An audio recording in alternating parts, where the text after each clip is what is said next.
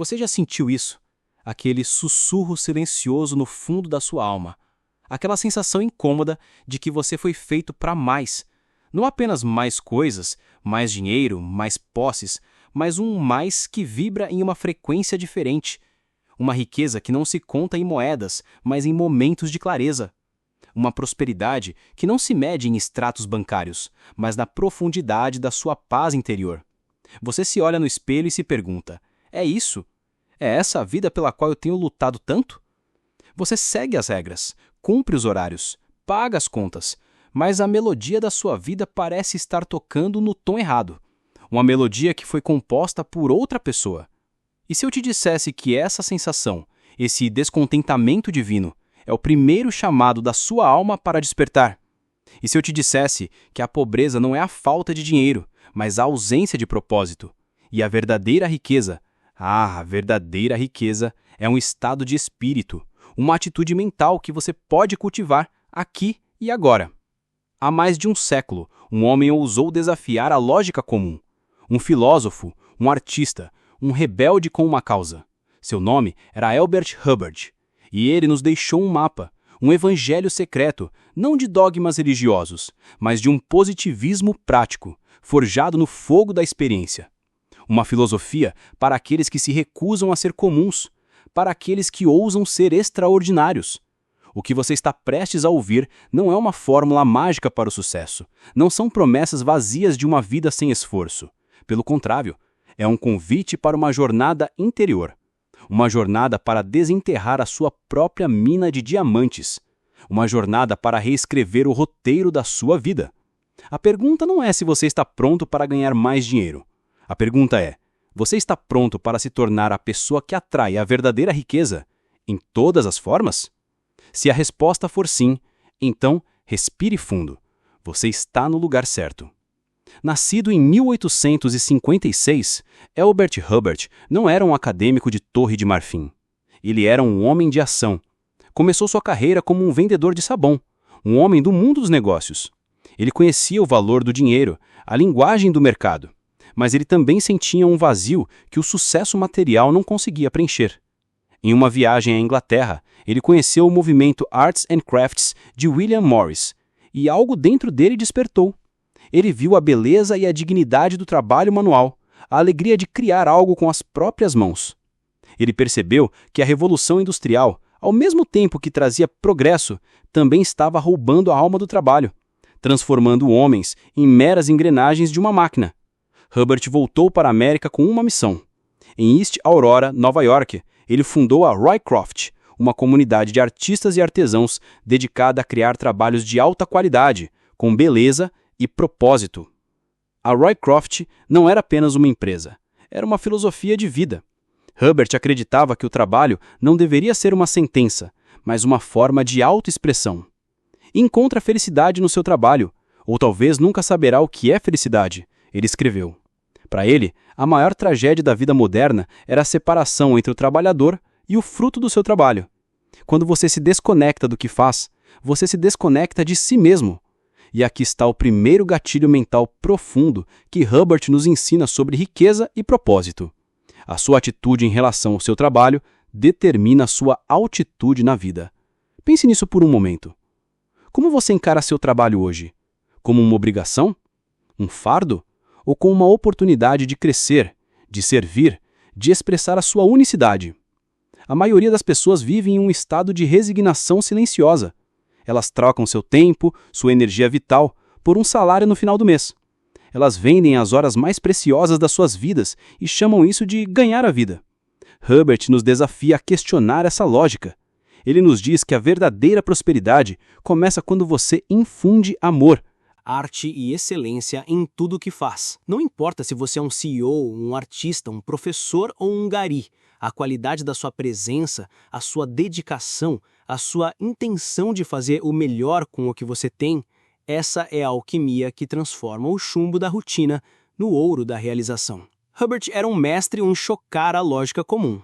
Ele dizia: uma máquina pode fazer o trabalho de 50 pessoas comuns, mas nenhuma máquina pode fazer o trabalho de uma pessoa extraordinária. O que faz de alguém extraordinário? Não é o talento inato, não é a sorte. É a decisão consciente de ir além do esperado, de entregar mais do que o combinado, de se importar de verdade. Esta é a essência do positivismo prático. Não é um otimismo ingênuo, não é fechar os olhos para as dificuldades da vida. Pelo contrário, é um positivismo ativo, uma atitude mental que diz: apesar das circunstâncias, eu escolho focar no que eu posso controlar. E o que eu sempre posso controlar é a minha atitude, a minha mente. Hubbard nos ensina que a mente é um jardim.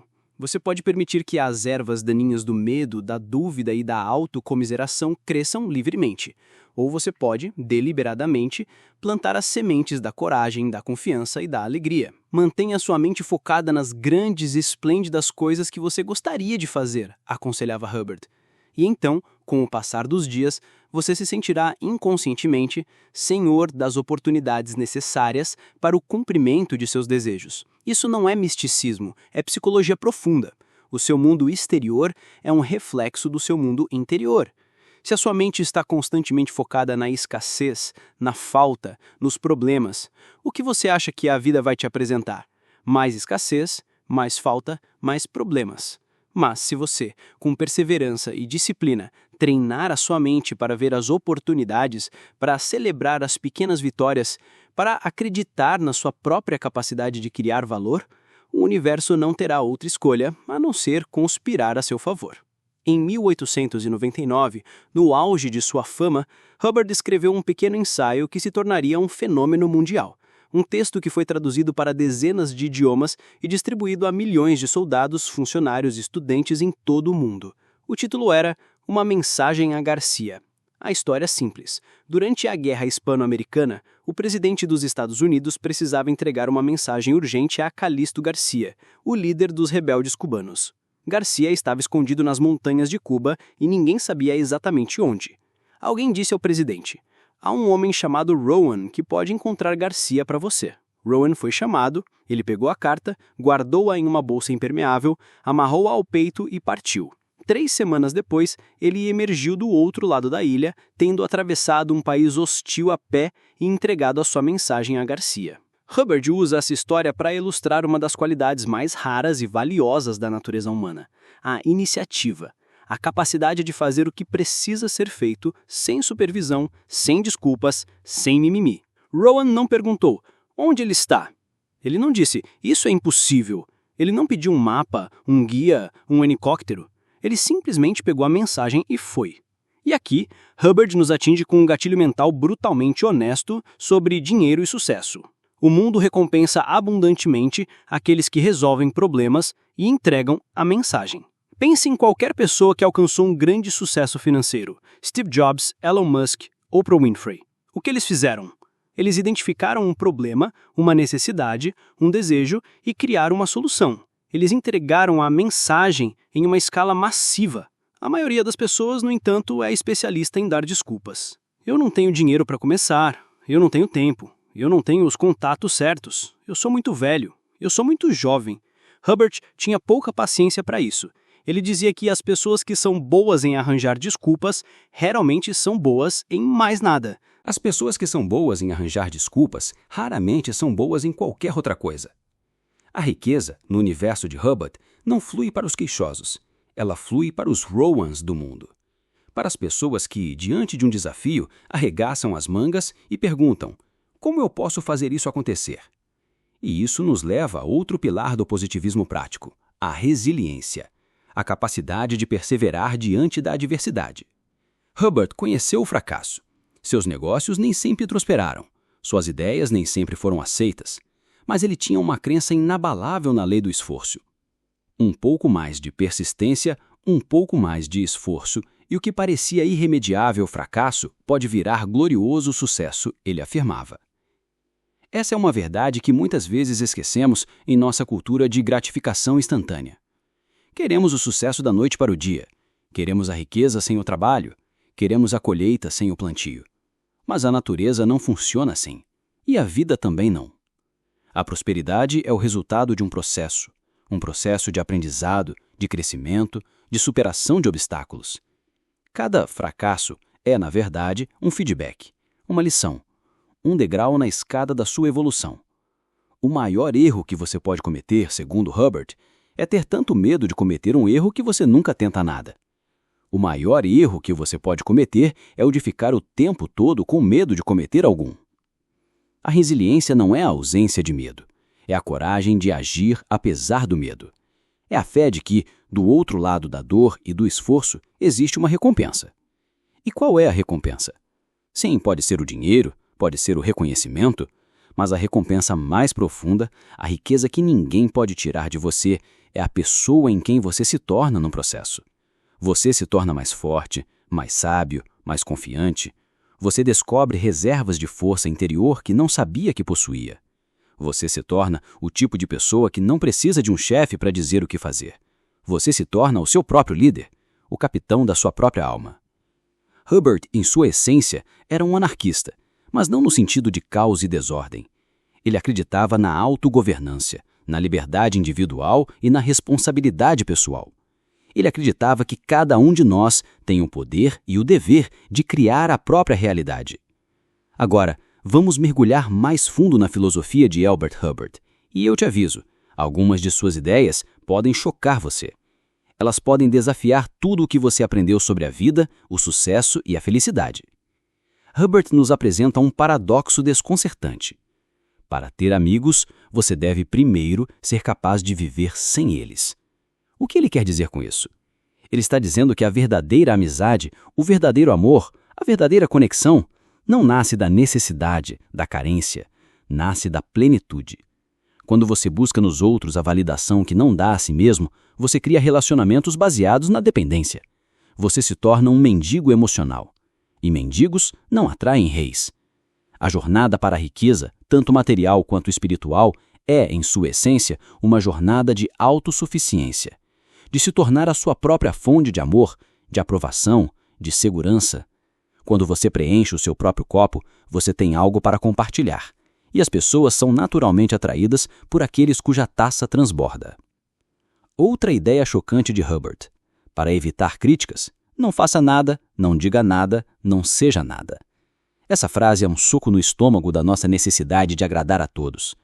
O medo da crítica paralisa mais sonhos do que o talento ou a oportunidade. No momento em que você decidir sair da mediocridade, no momento em que você ousar ser diferente, você será criticado. As pessoas vão te chamar de louco, vão rir dos seus sonhos, vão tentar te puxar de volta para a caixa da conformidade. E sabe por quê? Porque a sua coragem ilumina a covardia delas. A sua luz expõe a escuridão delas. O positivismo prático de Hubbard te ensina a desenvolver uma pele grossa e um coração mole, a não levar as críticas para o lado pessoal, a entender que a opinião dos outros é apenas um reflexo da própria história. A única opinião que realmente importa é a que você tem de si mesmo. Você está sendo fiel aos seus valores? Você está agindo com integridade? Você está dando o seu melhor? Se a resposta for sim, então deixe que os críticos latam. A caravana do seu propósito precisa passar. E talvez a ideia mais libertadora e aterrorizante de Hubbard seja esta: você é o arquiteto da sua própria felicidade e do seu próprio infortúnio. Não é o governo, não é a economia, não são seus pais, não é o seu passado. Essas coisas podem ter te influenciado, mas elas não te definem. O que te define são as suas escolhas, momento a momento. A escolha de perdoar ou guardar rancor. A escolha de ver o copo meio cheio ou meio vazio. A escolha de ser uma vítima ou um criador. A pobreza, para Hubbard, é uma doença da mente. E a cura está ao seu alcance. A cura é a autoajuda, no sentido mais puro da palavra. É a decisão de parar de esperar por um salvador e de se tornar o seu próprio herói. Como começar essa jornada de autocriação? Hubbard nos dá um conselho prático e poderoso. Sempre que você sair de casa, encolha o queixo, firme a cabeça e encha os pulmões ao máximo. Cumprimente seus amigos com um sorriso e coloque a alma em cada aperto de mão.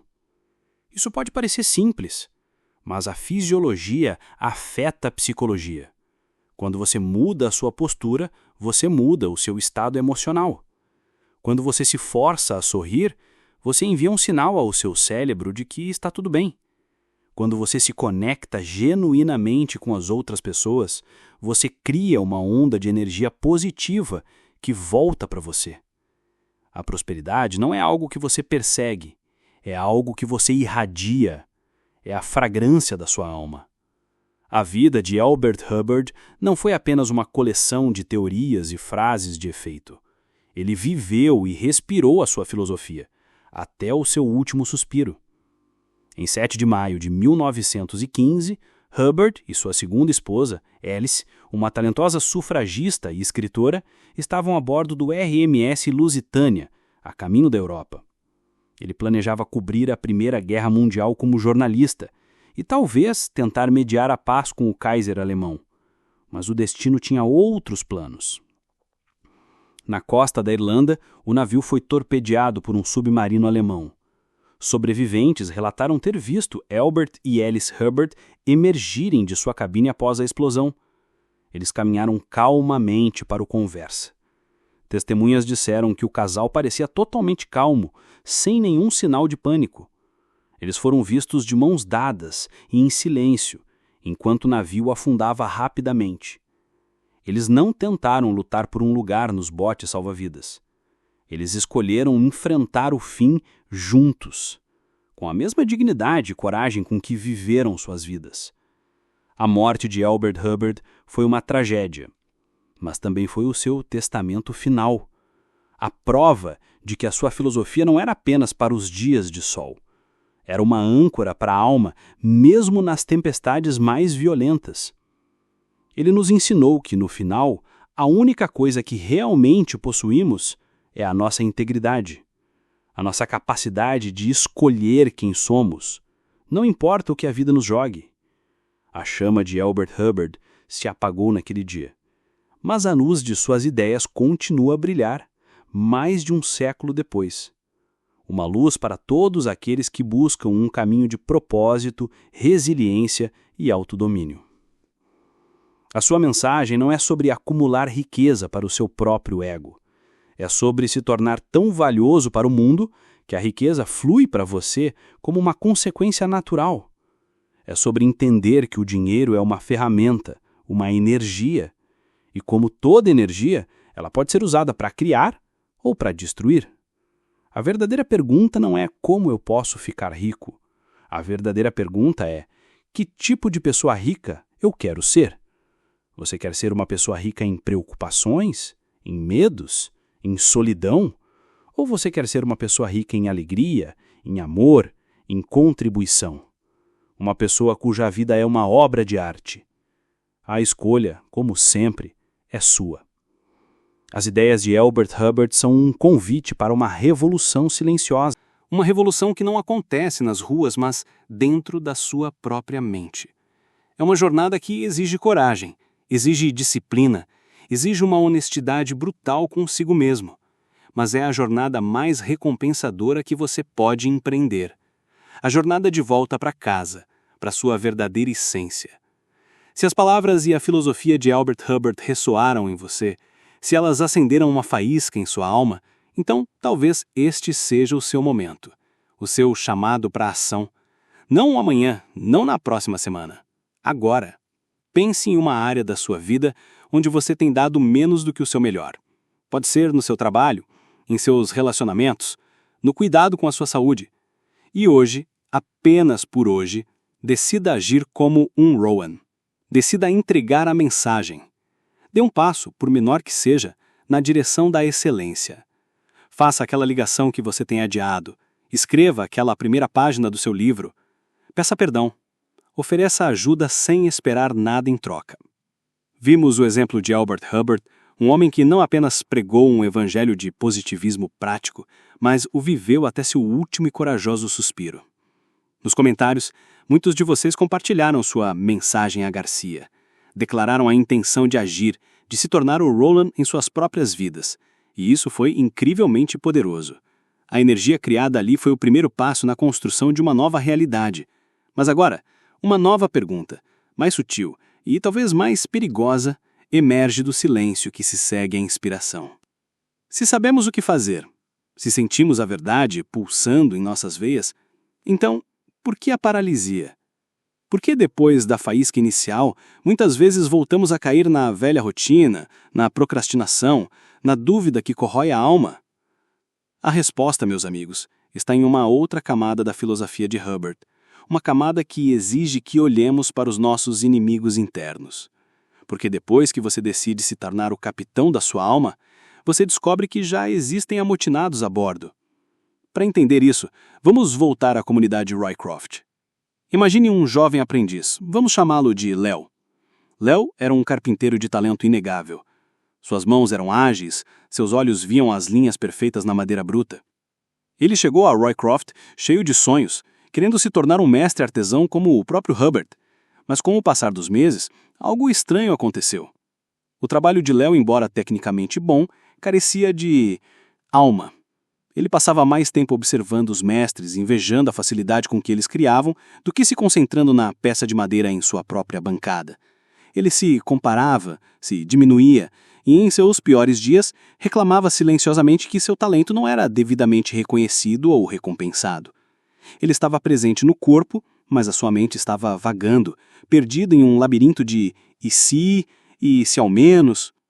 Um dia, Hubbard, percebendo a angústia silenciosa do jovem, aproximou-se de sua bancada. Ele não olhou para a cadeira semi-acabada.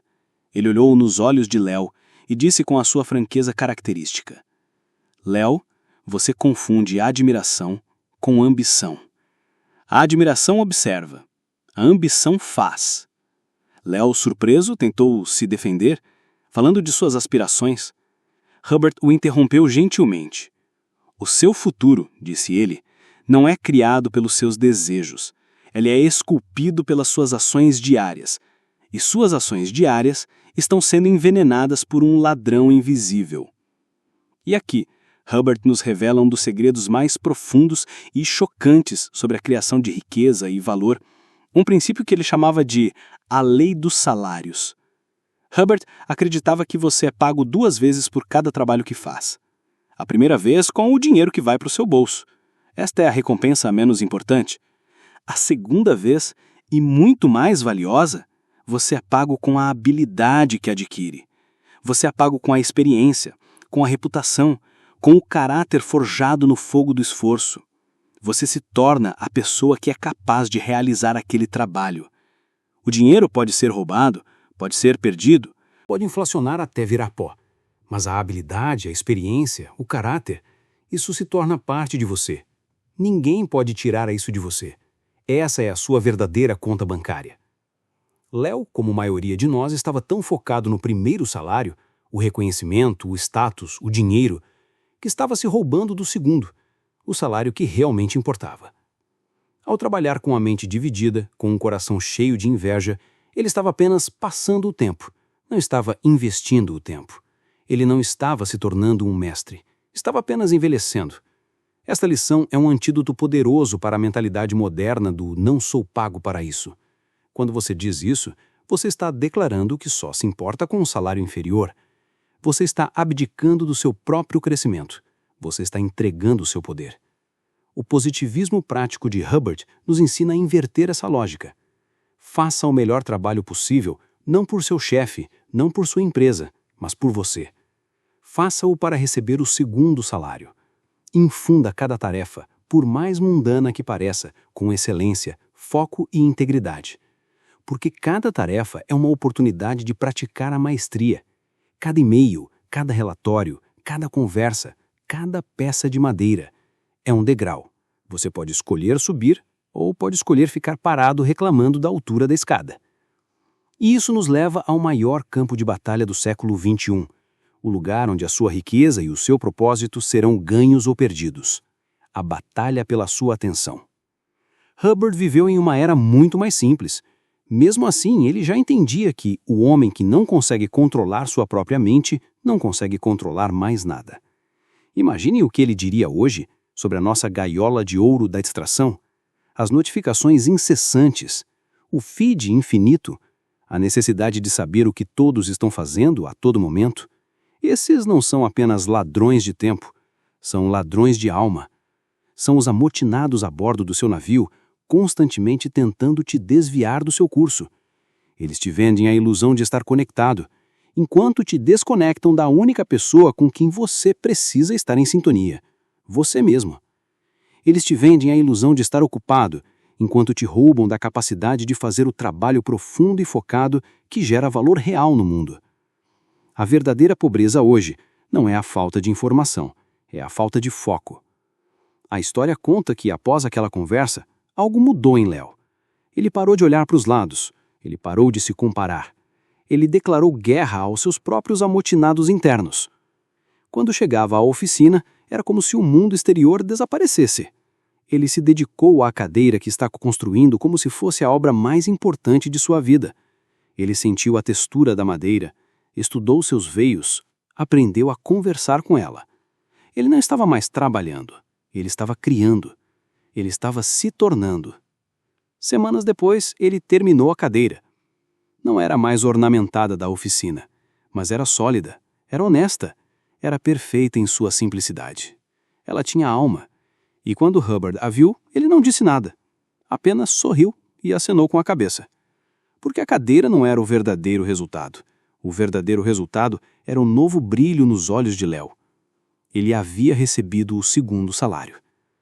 Não podemos todos nos mudar para uma comunidade como a Roycroft, mas todos nós podemos e devemos construir uma Roycroft interior, uma fortaleza mental, um santuário de foco em meio ao caos do mundo moderno, um lugar onde desligamos o ruído exterior para finalmente ouvir a sabedoria interior, um lugar onde praticamos a excelência para uma audiência de um só, nós mesmos.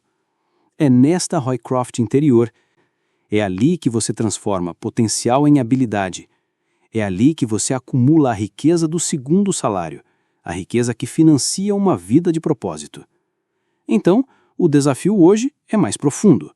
Não se trata apenas de declarar sua missão. Trata-se de defender o seu foco para poder executá-la. Por isso, quero te fazer um convite para uma ação prática, um exercício de positivismo prático. Identifique o seu maior ladrão de foco. É uma rede social específica? É o hábito de checar notícias a cada 5 minutos? É a necessidade de se envolver em discussões inúteis? Escolha apenas um, e por um único dia faça um jejum dele. Apenas 24 horas.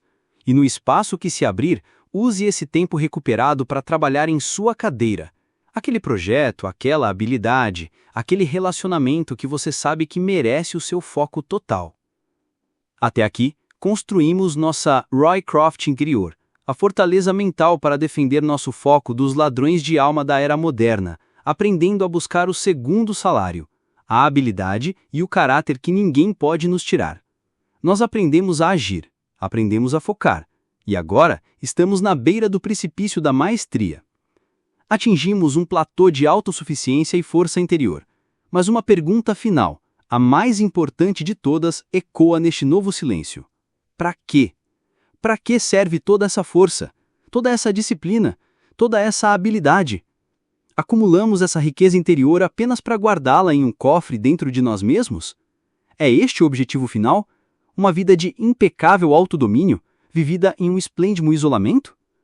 A resposta de Albert Hubbard a essa pergunta é o que separa sua filosofia de um simples manual de autoajuda e a eleva a um verdadeiro evangelho para a alma humana.